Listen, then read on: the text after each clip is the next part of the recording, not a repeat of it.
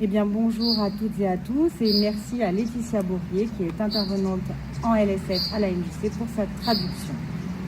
Je vous présente Monique Flamand, présidente de la MJC depuis maintenant 1 an, mais au conseil d'administration depuis 2013. Bonjour, je vous présente Nadège Tissot, directrice de la MJC depuis 3 ans et qui baroude dans les MJC depuis 19 ans. Alors Monique, qu'est-ce que c'est pour vous d'être au conseil d'administration, administratrice et plus particulièrement présidente?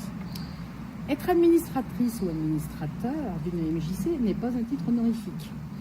Chacun d'entre nous participe au fonctionnement de l'association avec ses compétences, ses réalités familiales, professionnelles et personnelles, mais toujours avec son cœur. Être administratrice ou administrateur de la MJC, c'est donner du temps, mettre à profit ses compétences, ses savoir-faire et son savoir-être. C'est participer à différentes réunions avec les salariés, les membres du conseil d'administration et les partenaires institutionnels, comme les élus de la ville.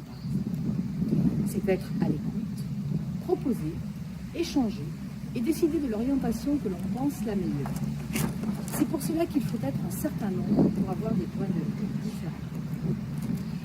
Et si je souhaite être administratrice demain à la MJC, je m'engage pour combien de réunions par an? Environ 4 ou 5 en tant que membre élu au conseil d'administration. En tant que membre du bureau, on ne compte plus. C'est selon les événements et l'actualité de la maison et nos disponibilités aussi. On peut également s'investir seulement dans une commission, telle que les finances, les activités, la culture, la jeunesse, et ne travailler que sur un des aspects de la MJC, qui est généralement celui qui nous tient le plus à cœur. C'est par exemple tenir le MJ Café, comme l'ont fait Séverine et Fatima, tous les mercredis après-midi. C'est grâce aux bénévoles, à celles et ceux qui s'engagent, que l'association existe, que le projet de notre MJC peut vivre et se développer. Être bénévole, c'est un entraînement humain et démocratique. C'est passer à l'action dans un domaine dans lequel on croit. C'est décider que ça peut changer.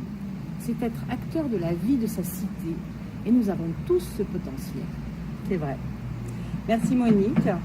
L'Assemblée générale de la MJC aura lieu jeudi 31 mai à 18h. Alors, en tant qu'adhérente et qu'adhérent, il vous reste encore quelques jours pour poser votre candidature pour être élu et rentrer dans le prochain conseil d'administration et ainsi vivre la MJC d'une autre manière.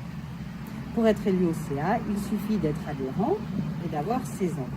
Et oui, à 16 ans, on peut voter, mais également être membre du conseil d'administration et apporter des idées et des orientations nouvelles.